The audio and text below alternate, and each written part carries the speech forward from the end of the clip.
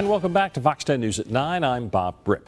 For 10 years, the state of Alabama has been trying to build a new hotel and conference center on the beachfront at Gulf State Park. But so far, no shovels have been put into the ground. Fox 10 News Baldwin County reporter Katie Weiss has been peeling away all the red tape that's kept this project under wraps all these years. She explains the long wait to rebuild. A conference center that will bring business conference revenue back to the Gulf Coast and the state of Alabama. That's what the state has worked for more than 10 years. But several setbacks have kept state officials from moving forward. Tonight, I'm showing you why it's taken so long, how much longer it's going to take, and where your tax dollars are going.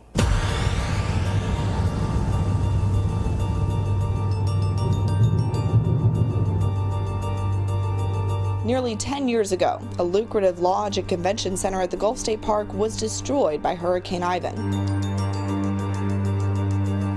Since then, this land has sat idle, waiting for construction.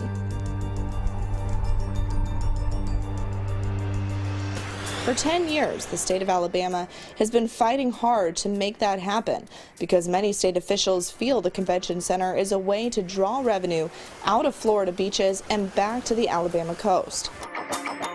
Governor Robert Bentley says he's been a proponent for the convention center since his time on the campaign trail. Even when I was campaigning, I would go down to Sandestin to speak to Alabama groups. And I thought, this is ridiculous that we're spending our money in Florida. I mean, I love Florida, but I want Alabamians to spend their money in Alabama. So why is it taking so long? It all boils down to the state's decision that a private developer would build and run the center.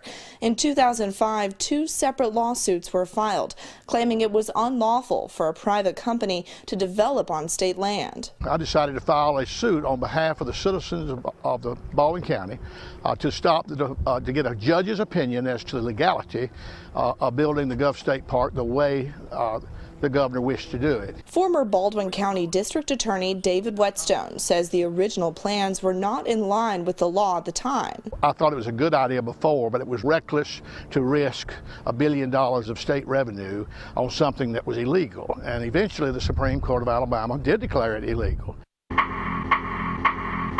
The Gulf oil spill of 2010 caused another issue. The state wanted to use BP money to build the center, with a private developer building an adjoining hotel. We don't think it's legal to use the BP money to build a resort. We think there's very clear guidelines at the federal level there. The Perdido Beach Resort in Orange Beach has long been opposed to a new convention center. Bill Baxley is the resort's attorney. It's the worst theft of Alabama parklands has ever occurred in this state. Some residents also believe BP money should only be used to restore the environment. I think the money should be used more to clean up the park. It doesn't look that great for the environment and the animals and the people that walk through there. I think the money could be used towards something better than a hotel.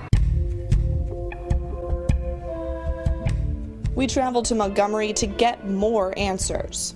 And state officials tell me that both tax dollars and tourist visitation days went into consideration when deciding to use BP funds for the project. Number one, the governor's goal, which I agree with, was to try to rebuild the lodge and conference center and to do this project with fewer tax dollars as possible. Along those lines, the oil spill shut down our coastal communities for a very long time, over 87 days. And because of that, we lost a lot of visitation. Gunnar Guy, Alabama's Commissioner of Conservation, says he's been deeply involved with the convention center project. He says using BP money has been deemed appropriate by the Natural Resource Damage Assessment process, also referred to as NRDA. Part of the NRDA process, or assessment, deals with not only the damage to the resources, but the loss of use of those resources. And so replacing those lost visits or recreational visits for what the oil spill caused is a proper use of those dollars. That's who it was, right? Just last year, Governor Bentley signed legislation that would allow a private developer to build and operate a hotel on park land. I asked the governor how taxpayers fit into the equation. First of all, the people who are working on it, the policymakers and the legislators, I mean, they're getting paid anyway. This has nothing to do with them, except they passed some legislation that helped me get this placed in the correct order so that we could get it done. The money itself is coming from BP money. This is not taxpayers' money. In fact, there's no taxpayer money going into it. Governor Bentley told me the state received $100 million from BP after the Gulf oil spill. $85 million is going directly to Gulf State Park, with about 2/3 of that earmarked for the convention center. The rest will go towards fixing park trails, the golf course, and camping areas. Bentley is optimistic about the revenue the project will generate, not only for southern Baldwin County, but for the rest of the state. If we make more money there, then we'll be able to support and sustain all the other parks across the state, and that'll bring in more tourism to the state of Alabama.